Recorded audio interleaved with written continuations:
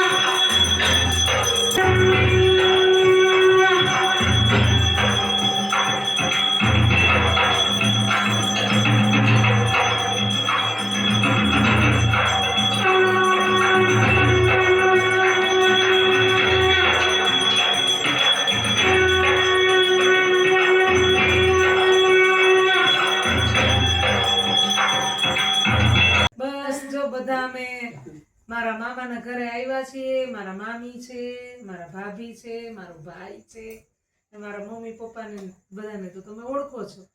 તો અમે બધા રાત્રે જમી કરી અને અમે હવે અલગ મલકની વાતો કરીએ છીએ. જનરલ મીટિંગ હાલે છે.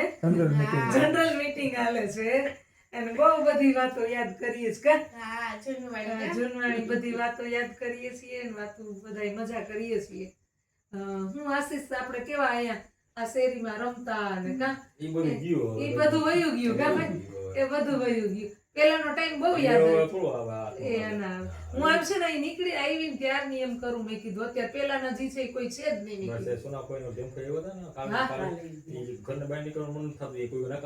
કોઈ નકામ છે જ નહીં.